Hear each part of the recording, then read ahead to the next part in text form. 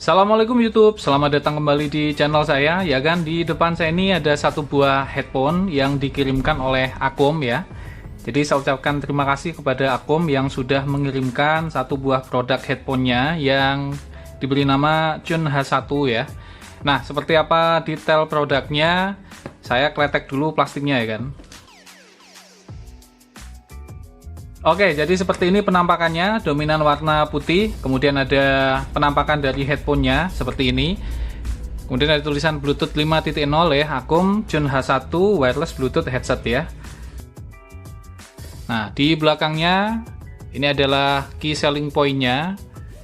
Nah, ini yang saya tertarik adalah yang pertama, ini dual equalizer bass-nya ya, jadi bisa ditingkatkan.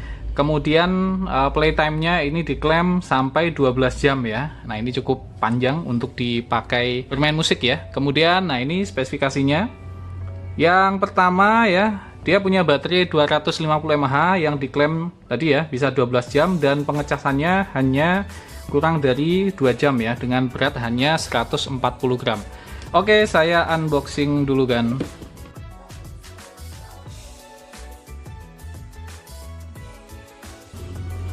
Ya, seperti ini paket yang akan agen-agen dapatkan. Yang pertama ada Quick User Guide ya. Ini buku petunjuknya. Dan sudah ada bahasa Indonesianya ya. Kemudian yang kedua, ini dapat kabel-kabel dan kartu garansi ya. Seperti ini. Untuk kabelnya sendiri dua macam ya. Yang pertama, ini headphone jack 3,5 mm ya. Kemudian ini ada kabel chargernya yang masih menggunakan micro ya. Nah, kemudian barulah dia headphone-nya. Oke, saya rapikan dulu kan. Oke, jadi seperti ini penampakan dari Akom H1 ya, headphone. Ini feel-nya cukup ringan karena bobotnya juga hanya 140 gram ya. Semuanya plastik, termasuk untuk bagian adjustable-nya ini juga dari plastik. Oke, kita lihat detailnya. Yang pertama untuk headphone-nya ya, kiri kanannya. Ini agan-agan bisa lihat ya, ini ada logo Akom yang timbul dan diberi finishing yang berwarna silver ya. Kemudian, nah ini di bagian dalam headphone-nya ini ada motif warna merah, pun juga bagian atasnya. Dan untuk bagian atasnya ini busanya lembut ya, agan-agan bisa lihat ya, kenyal. Kemudian untuk busa headphone-nya sendiri dia juga empuk ya. Di sini ada tulisannya L ya. Dan di sini ada tulisannya right-nya. Kita lihat yang ada di posisi sebelah kanan dulu ya. Ini ada beberapa tombol ya. Nah, tombol ini fungsinya untuk mengaktifkan Siri atau voice assistant. Sebelah kirinya ini ada tombol volume plus ya. Ini feel-nya cukup clicky ya. Kemudian di tengah ini multifungsi play pause ya. Dan ini nanti untuk mengaktifkan fitur deep bass-nya.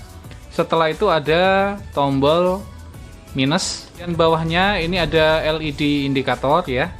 Kemudian di sini ada port untuk pengisian dayanya yang berjenis micro, dan di sini ada port jack 3,5 mm, dan di sini ada lubang untuk mikrofonnya. Nanti juga akan saya tes ya kualitas mikrofonnya.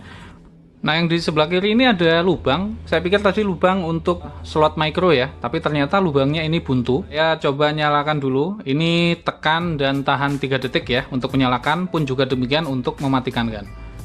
Oke, ketika aktif dia akan ada LED indikator ya, warna biru merah. Saya coba untuk pairing dulu kan. Oke, langsung terdetek ya, ada tulisan Akom Chun H1. Oke, seperti ini pada saat sudah tersanding ya. Di sini ada tulisan sisa baterai 80%. Nah, oke, feel pada saat saya pakai tadi, yang pertama dia bahannya cukup nyaman ya pada saat menempel di telinga ya. Bagian atasnya pun juga membuat nyaman pada saat dipakai. Kemudian isolasinya juga cukup bagus. Suara dari luar cukup bisa diredam pada saat headphone ini saya pakai ya.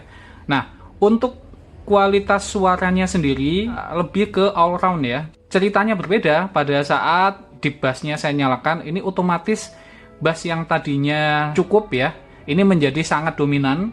Ini cocok untuk agan-agan yang bass head ya. Tapi kalau untuk agan-agan yang tidak terlalu menyukai bass yang dominan ya, maka tidak perlu mengaktifkan beat bassnya ini ya. Nah, ada suara notifikasinya juga ya pada saat ini dinyalakan. Nah, silakan agan-agan simak video berikut ini. Deep bass. Normal.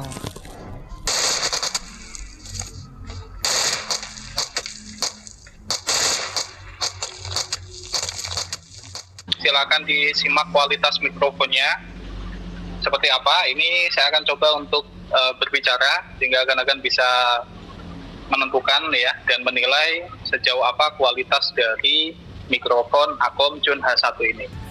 Oke, untuk konklusinya yang pertama saya bahas kekurangannya dulu ya. Yang adalah bahannya yang plastik ya. Ini membuat feel pada saat di naik turunkan seperti ini untuk mengatur presisi sesuai dengan kepala masing-masing ya.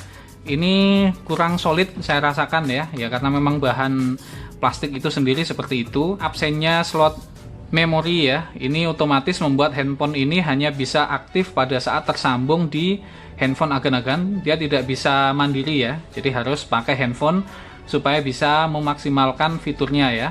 Kemudian untuk keunggulannya sendiri yang saya rasakan untuk harga 150 ribuan ya, Akom H1 ini cukup lumayan bisa dipertimbangkan ya. Karena yang pertama tadi saya rasakan agan-agan juga sudah menyaksikan sendiri ya, untuk latency pada saat digunakan untuk bermain game memang masih ada latency ya, tapi latensinya itu masih cukup lumayan bisa ditolerir ya. Tadi suara tembakan pada saat saya klik tadi itu juga cukup cepat ya, walaupun ada jeda sekian detik ya, tapi overall itu bisa dikatakan cukup nyaman ya. Jadi headphone ini cocok juga dipakai tidak hanya untuk agan-agan yang lebih mengutamakan musik ya, tapi juga untuk agan-agan yang main game. Ini bisa dipertimbangkan juga ya, mengingat harga 150 ribuan itu cukup lumayan bisa dipertimbangkan ya. Kualitas soundnya sendiri juga cukup bagus ya. Ini lebih ke all round ya. Mungkin itu ulasan tentang headphone Akom Jun H1 ya. Terima kasih untuk agan-agan yang sudah menonton video ini sampai habis. Untuk agan-agan yang belum sholat, silahkan sholat. Kita akan bertemu lagi di video saya berikutnya. Bye bye gan. Assalamualaikum.